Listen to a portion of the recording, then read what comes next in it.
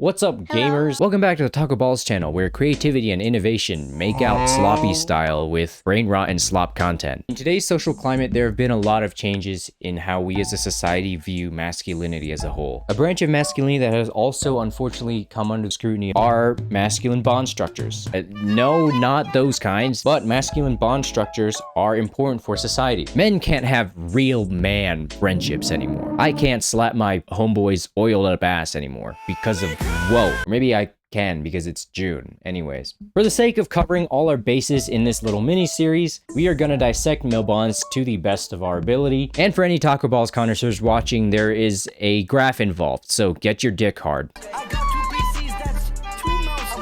Quick recap. Previously, we have discussed at moderate length a new way of looking at masculinity by dividing it into 3 pillars on the rotary mention spectrum. Get it? Get the pun? It's okay, it didn't make me laugh either. The rotary mention is made up of the Chad pillar, the Prince pillar, and the Batman pillar. They represent masculinity in the context of masculine to masculine dynamics, masculine to feminine dynamics, and masculine to self dynamics. Today, we are going to be continuing to talk about the Chad pillar. This time, we will be focusing on the masculine bonds themselves. Okay, let's jump into it. Oh, but before that, if you're a regular viewer, you know what this means. But if you don't, well, a big part of masculinity and being a man, whether or not you like it, depends on how you present yourself as a man. This can depend on a lot of factors, such as your hygiene, how you present yourself, the way you talk to people, and how you dress. Well, it's a good thing this video is sponsored by Hanson Belt and Buckle. Are you tired of flimsy, shitty belts that fall apart at the slightest inconvenience? Does your waistline look sad and undecorated? Do you wish your belts could give your waistline a little bit more customizability? Well, Anson is a company that has reinvented the belt, and TS will absolutely blow your frickin' socks off. Instead of holes, Anson uses a micro-adjustable track system with 1/4-inch increments. This lets you finally adjust the tightness of your belt however you like. Whatever kind of waistline you got, Anson has got you covered, baby. Look, perfect fit every single time. All their belts are one size fits all, so when you buy your belts, you don't have to worry about choosing the right size at checkout. All you gotta do is measure it to your waist, cut it, and you're good to go. Well, if you think that's all they have to offer, well, I got news for you, bro. They got even more. This is actually the real treat. The buckles on Anson's belts are interchangeable. You can remove a buckle from one belt and put on another for a completely new belt. Damn, that's pretty good actually. I'm gonna wear that for the rest of the video. Also, I will attest, recently I went on a very long trip to Europe and I had to do many flights during that trip, and it was incredibly convenient to just be able to take off the buckle and have that be scanned instead of having to take the whole belt off. And it's not a loose mechanism either, so you don't have to worry about your pants falling down in front of the HUDs and having to move to a new state or something. Box set that Anson was kind enough to throw through my bedroom window came with 3 belts and 3 buckles. And after doing a bit of clever math, that means that I have 9 belt combinations. And as an update, I actually love them so much that I had to get another belt and buckle. I legit am not going back to my old belts. Plus, the more pieces you have, the more combination options you have. I can attest that after wearing these bad boys for a while, their belt selections are high quality and suited for a variety of needs, whether you want something formal, something casual, or something to brave the wild. Whatever situation you're looking for, whatever outfit you've got on, I guarantee Anson has a belt and buckle for you. But don't just take my word for it. Why don't you give it a shot yourself, huh? Because Anson Belt and Buckle is sponsoring today's video, when you click that link in the description or scan this QR code to build your own box set, you'll get 2 bonus pieces, a buckle and a strap, completely free. 3 buckles and 3 straps, which again can be mixed and matched to make a total of 9 belt combinations, which is insane. It's an exclusive deal that you won't get anywhere else, so make sure to click that link, build your set, and upgrade your belt game today. Make your waistline happy. It will thank you, trust me. Thanks again to Anson for sponsoring the video. Let's get back to talking about men. First thing, what factors make up male bonds? Sure, let's break it down. First off, male bonds are more direct with how they interact. Almost everything is done openly. No fluff, no smoke screens. That's awesome.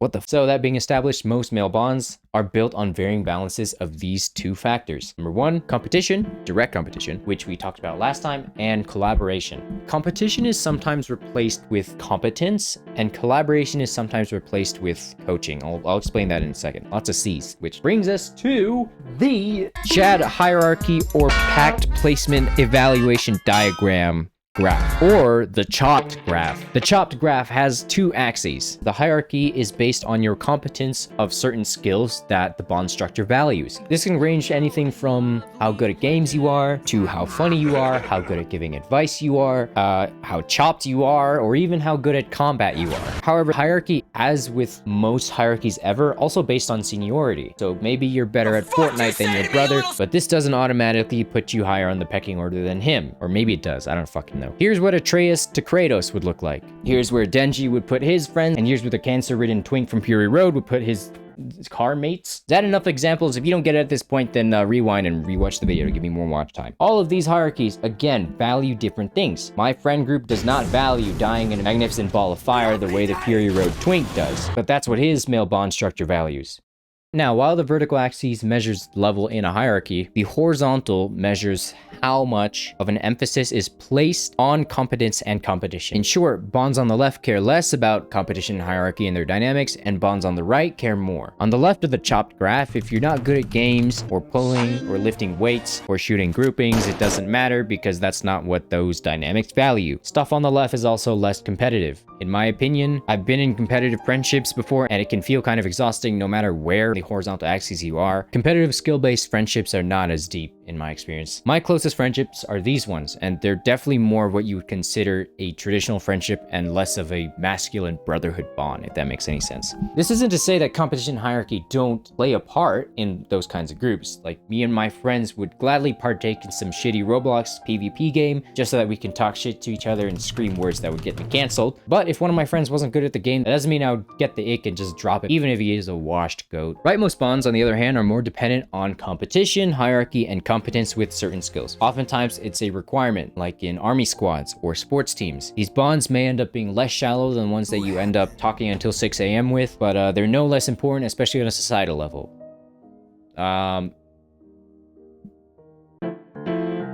here's the thing about masculine bond structures and hierarchy. So, hierarchies come with certain strings attached. It's largely due to these strings that modern society scowls at male bond structures sometimes. And in a sense, I get it. Historically, masculine hierarchies have come with some pretty shitty tags included. Namely, misogyny. Women have been a casualty in heavily male-dominated societies. That's no secret at this point. Abuse towards members perceived as lower on the hierarchy is also a problem, such as bullying or severe cases of hazing. But in my humble, non-MLA approved opinion, understanding the rules of social hierarchy and, as a guy especially, participating is incredibly important for both development and upholding social balance. Here's the rule of societal hierarchy that makes people pissed off at masculine bond structures.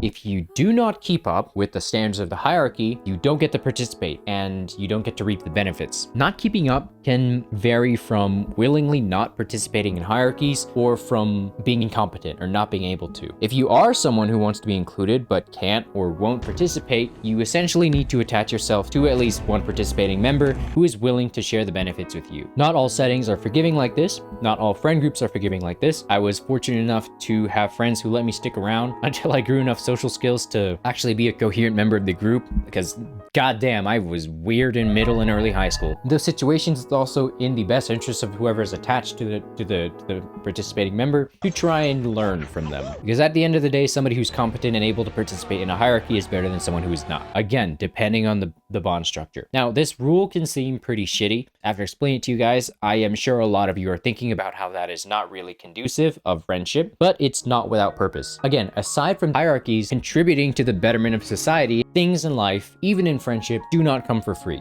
If you want to be in a given hierarchy, you have to have what that hierarchy values, and you have to be able to spar, so to speak, with whoever else is in that hierarchy. Friendship and rainbows does not mean that you can just act however you want. I can say with 100% certainty that even though I like how kind and compassionate my friend group is, if we didn't have that competitive element in our group, I would probably not get along with them very well. We enjoy beating the shit out of each other, figuratively and sometimes literally, for fun. Where it becomes toxic, hierarchical competitive bond structures, especially in friendship, do garner some valid criticism. Here's what I gotta say about it. Especially things like hazing, or maybe like joking about your friend's flaws or something like that. If the purpose of it is for the whole, and it's for the betterment of everybody in the group, or maybe the betterment of society, I think it's fine. When the goal of the competition or the goal of hierarchy shifts away from that, that's when you get some nasty results. For example, hazing not as a ritual to strengthen bonds, but just as an excuse to abuse